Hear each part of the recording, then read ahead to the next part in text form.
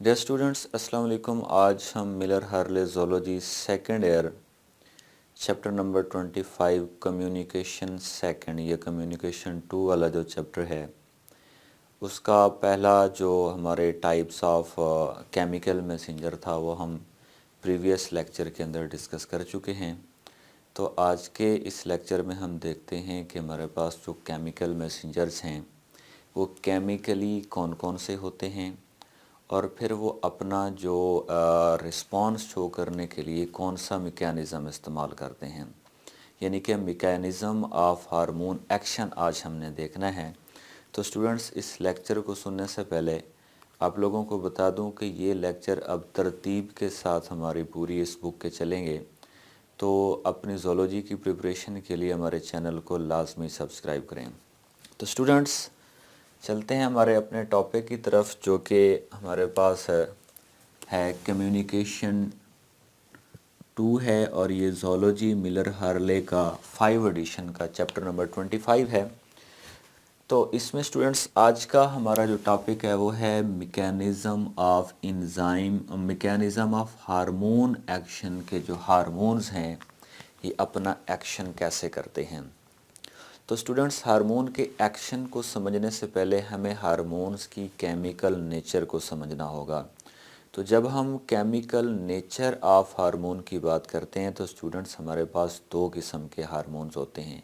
एक ऐसे हार्मोन्स होते हैं जो हमारे पास प्रोटीन या फिर अमीनो एसिड से बने होते हैं, और दूसरे हमारे पास ऐसे हार्मोन्स होते हैं जो कि स्टीराइड्स होते हैं, यानी कि लिपिड के बने होते हैं।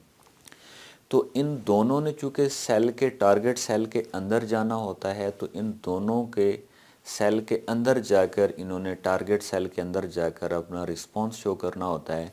तो केमिकल नेचर की वजह से इन दोनों का काम करने का जो प्रोसेस है, यानी कि जो एक्शन है या मैकेनिज़्म ऑफ हार्मोन एक्शन है, वो दोनों का डिफरेंट है। तो प्रोटीन का जो मैकेनिज़्म ऑफ एक्शन है उसको भी हम इस लेक्चर में डिस्कस करेंगे, और स्टीराइड हार्मोन जो है वो किस तरीके से अपना जो है वो एक्शन शो करते हैं उसके मैकेनिज़्म को भी हम देखते हैं।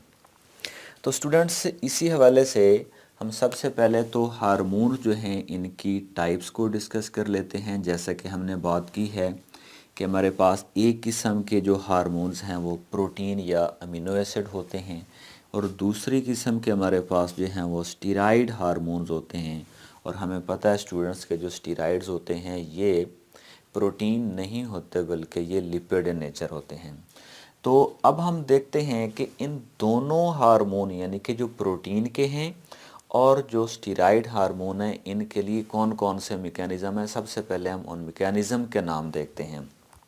तो इनमें सबसे पहला स्टूडेंट्स हमारे पास जो प्रोटीन के लिए है, यानी कि प्रोटीन या अमीनो एसिड से बने हुए जो हार्मोन्स हैं उनके लिए जो हम मैकेनिज़्म यूज़ करते हैं, यानी कि जो हार्मोन्स अपने फंक्शन के लिए मैकेनिज़्म यूज़ करते हैं उसे हम कहते हैं फिक्स्ड मेम्ब्रेन रिसेप्टर मैकेनिज़्म।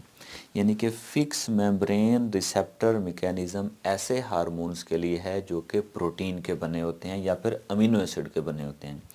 तो दूसरा हमारे पास जो है वो कौन सा है, ऐसे हार्मोन जो हमारे पास स्टीराइड्स होते हैं, तो इनका एक अलग से मैकेनिज़्म होता है, उसे हम कहते हैं मोबाइल रिसेप्टर मैकेनिज़्म। यानी कि जो प्रोटीन्स वाले हैं या अमीनो एसिड वाले हैं उनके मैकेनिज़्म का नाम है फिक्स मेम्ब्रेन रिसेप्टर मैकेनिज़्म, और जो लिपिड इन नेचर हैं, जो स्टीराइड इन नेचर हैं, उनके लिए जो मैकेनिज़्म है वो हमारे पास है मोबाइल रिसेप्टर मैकेनिज़्म। तो स्टूडेंट्स, इन दोनों मैकेनिज़म्स को हम डिटेल से डिस्कस करते हैं।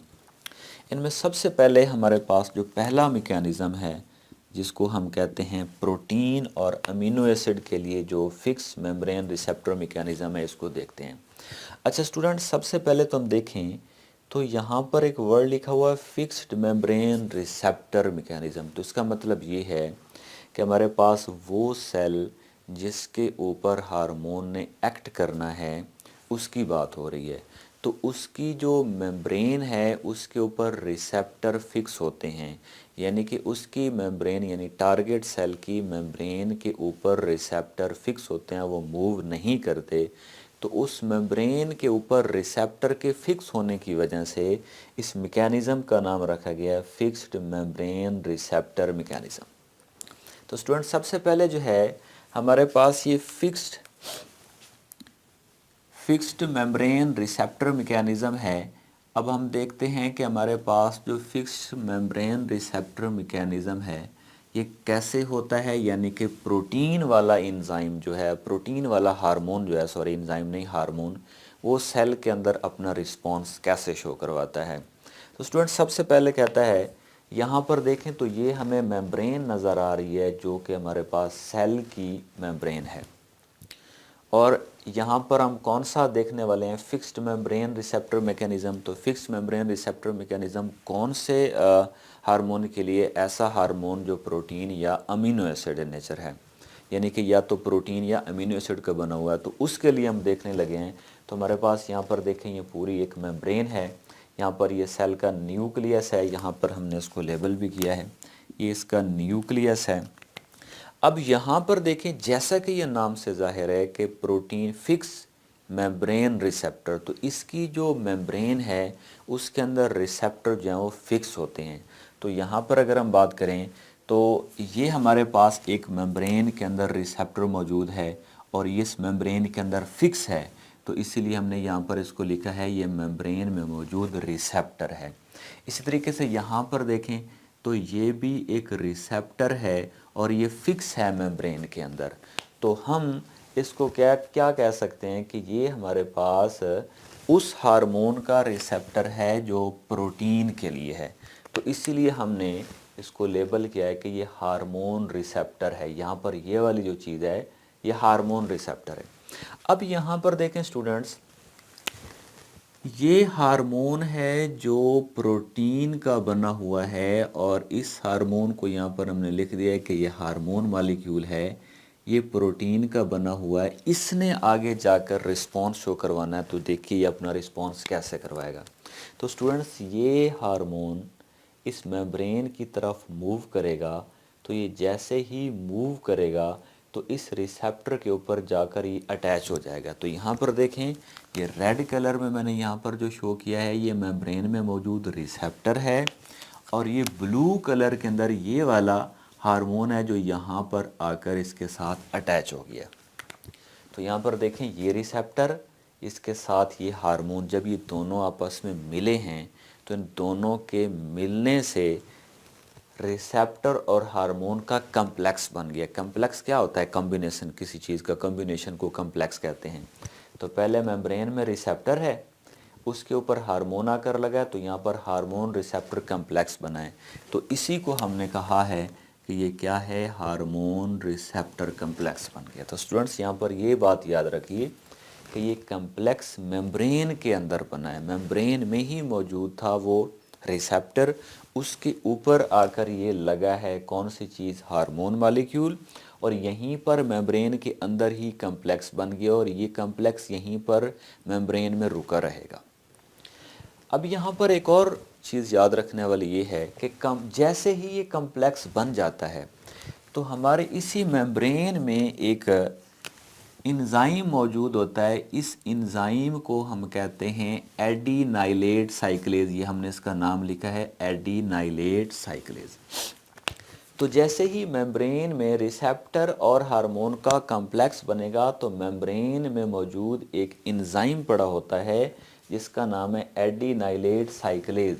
ये एडिनाइलेट साइक्लेज पहले जो मेम्ब्रेन में पड़ा होता है ये इनएक्टिव होता है। तो जैसे ही ये कम्प्लेक्स बनता है तो कम्प्लेक्स की फॉर्मेशन का जो अमल है वो इस एंजाइम एडिनाइलेट साइक्लेज को एक्टिव कर देता है।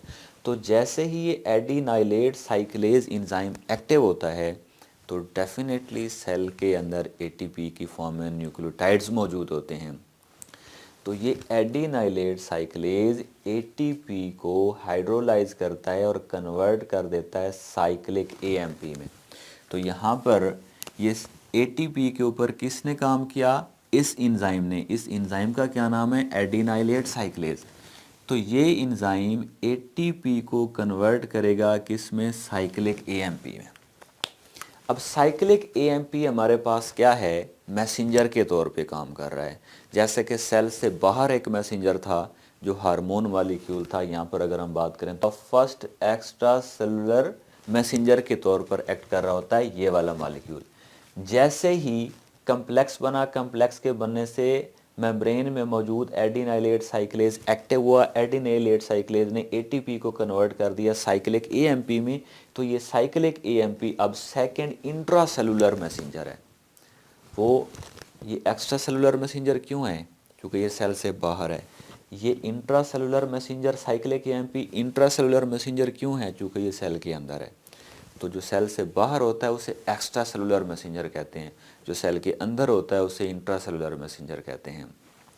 तो अब साइक्लिक एएमपी सेकंड मैसेंजर है और ये इंट्रासेलुलर मैसेंजर है चूँकि ये सेल के अंदर बन चुका है। अब स्टूडेंट देखते हैं नेक्स्ट क्या है कि जो साइक्लिक एएमपी है ये क्या करता है, इसी सेल के अंदर एक और इंजाइम होता है और वो भी इनएक्टिव पड़ा होता है, उसका नाम होता है प्रोटीन काइनेज।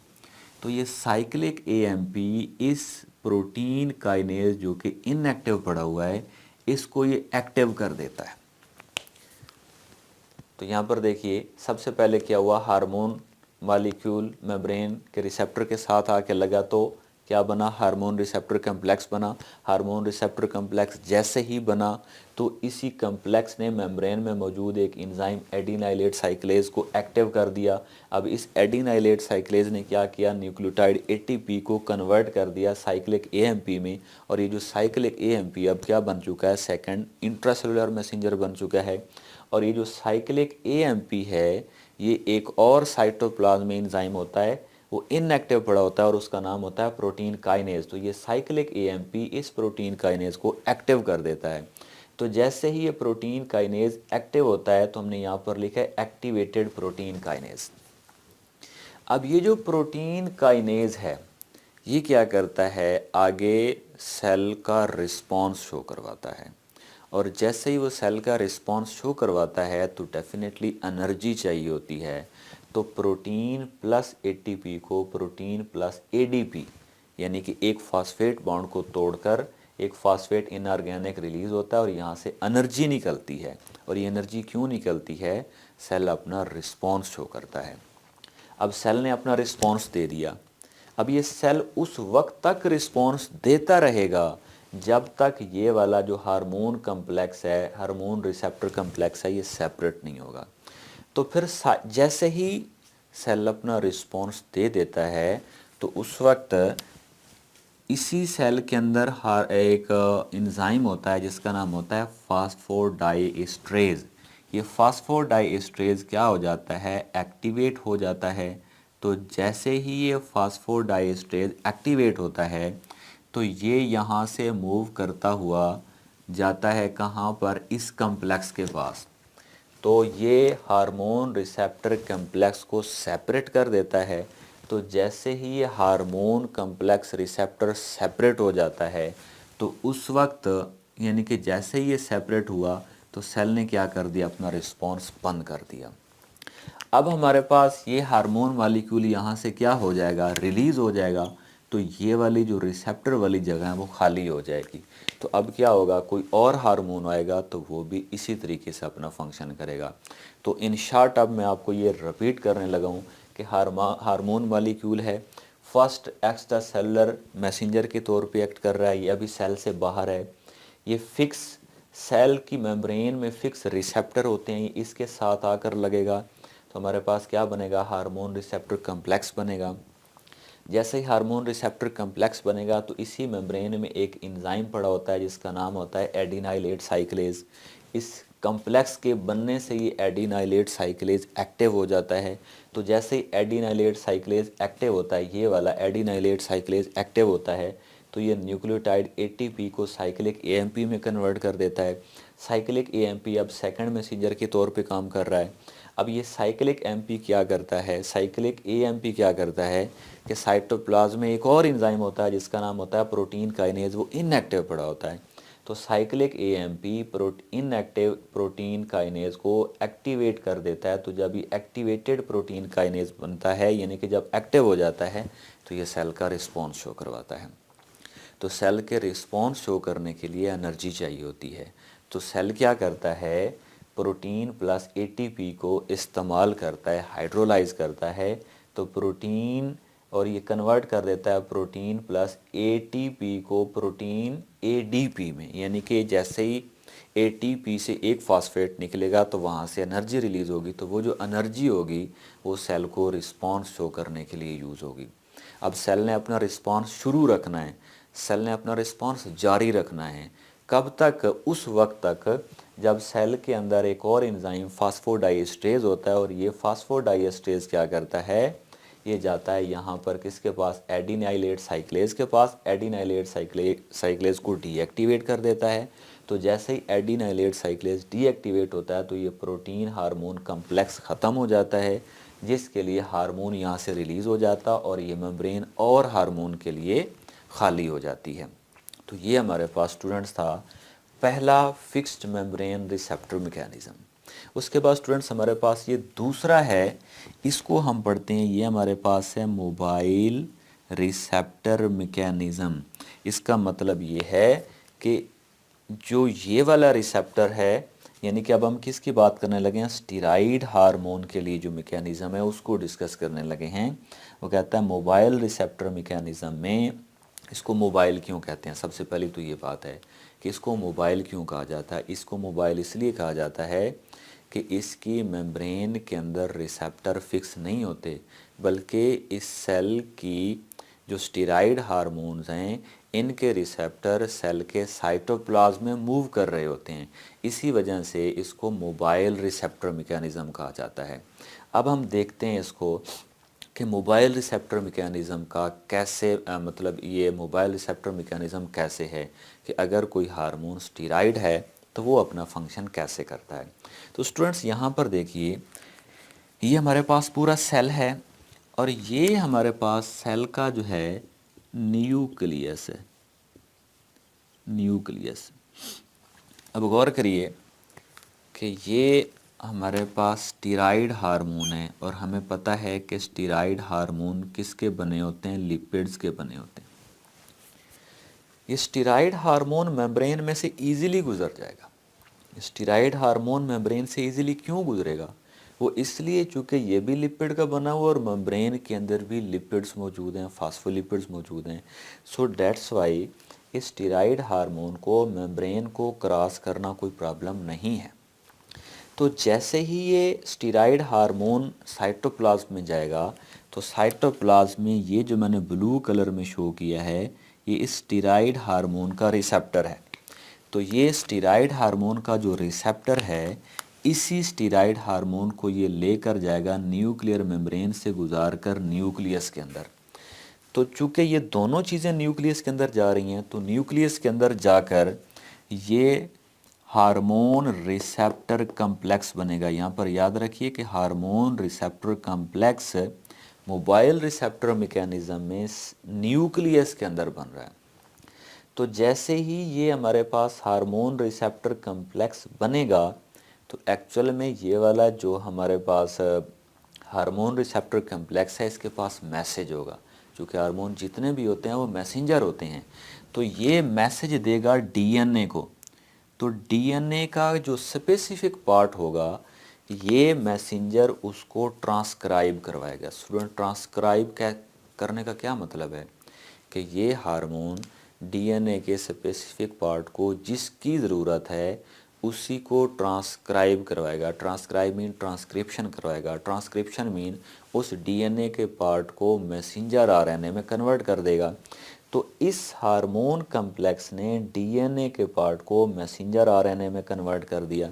तो इसका मतलब है कि ये वाला जो मैसेज है वो डीएनए से होता हुआ ये कन्वर्ट हो गया मैसेज किसके अंदर, मैसेंजर आरएनए में। अब मैसेंजर आरएनए न्यूक्लियस से बाहर निकल आएगा। तो डेफिनेटली मैसेंजर आरएनए जैसे न्यूक्लियस से बाहर निकलता है तो राइबोसोम में जाता है और उसी मैसेंजर आरएनए की रिक्वायर्ड प्रोटीन बनती है। यानी कि वो प्रोटीन जो मैसेंजर आरएनए से बननी है उस प्रोटीन को बनाने के लिए जो मशीनरी इस्तेमाल होती है वो हमारे पास कौन से होते हैं, राइबोसोम्स होते हैं। तो यही मैसेंजर आरएनए न्यूक्लियस से बाहर आकर इसने ट्रांसलेशन का प्रोसेस किया। ट्रांसलेशन क्या होती है, formation of protein from messenger RNA. तो जब इसी मैसेंजर आरएनए की साइटोप्लाज्म में ट्रांसलेशन का प्रोसेस हुआ तो प्रोटीन बन गई। तो ये वाली जो प्रोटीन है ये सेल के अंदर क्या करेगी, अपना रिस्पॉन्स शो करवाएगी। तो इस तरीके से स्टूडेंट्स इसका जो हार्मोन का जो एक्शन है या हार्मोन के एक्शन का जो मैकेनिज़्म है वो डिफरेंट है, क्योंकि ये प्रोटीन का है। लिपिड वाला जो या स्टीराइड जो हार्मोन है उसका मैकेनिज़्म डिफरेंट है। तो इसके रिसेप्टर चूँकि साइटोप्लाज्म में मोबाइल होते हैं, मूव कर रहे होते हैं, इसी वजह से इसके मैकेनिज़्म को मोबाइल रिसेप्टर मैकेनिज़्म कहा जाता है। इसके रिसेप्टर मेम्ब्रेन के अंदर फिक्स होते हैं, इसी वजह से इसको फिक्स्ड मेम्ब्रेन रिसेप्टर मैकेनिज़्म कहा जाता है।